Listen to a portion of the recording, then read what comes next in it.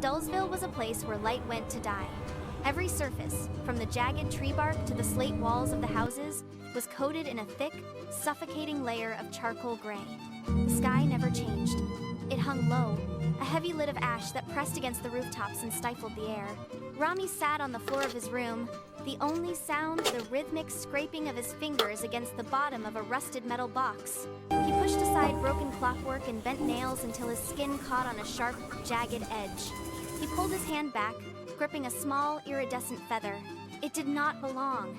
It pulsed with a rhythmic, liquid light that seemed to bleed into the stagnant air of the room. As his thumb brushed the quill, the silence shattered. A spark of brilliant gold erupted from the feather, carving a jagged, glowing line through the gloom. The light was blinding. It seared the air, leaving a trail of warmth that felt like a physical intrusion in the cold, gray void. Rami stared at the golden glow, his breath catching in his throat. He stood up, the feather burning bright against his palm, and turned his gaze toward the horizon. Rami stepped out of the village, his boots sinking into the dead, ash-colored earth. He did not look back at the slate houses.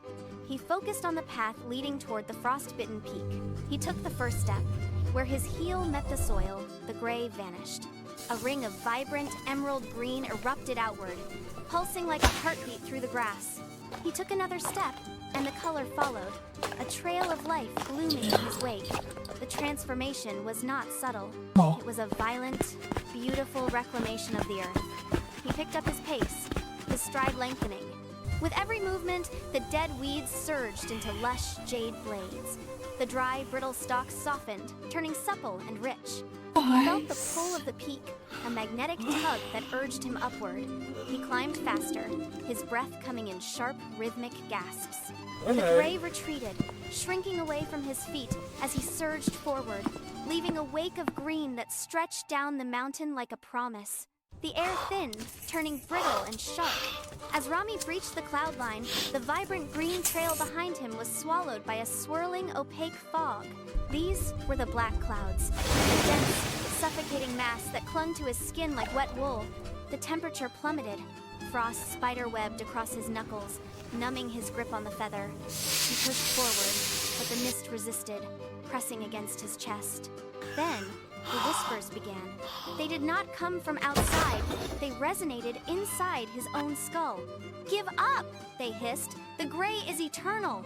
Rami stumbled, his boot catching on a hidden ridge of ice. He slammed into the frozen ground, the breath driven from his lungs. The whispers surged, louder now, vibrating through the rock.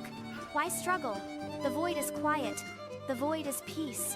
He forced his head up, his vision blurring. He gripped the feather until his fingers ached. He drove his elbow into the ice, hauled his body upright. Every muscle in his legs screamed in protest, but he refused to slow. He climbed until his lungs burned like raw fire, fighting the weight of the clouds. Rami crested the final ridge, his boots crunching on jagged, frozen rock. The summit was not empty. A massive entity loomed, composed of swirling, dense smoke that pulsed with a rhythmic, suffocating beat. This was dull. It blocked the path, its form shifting and expanding to fill the horizon.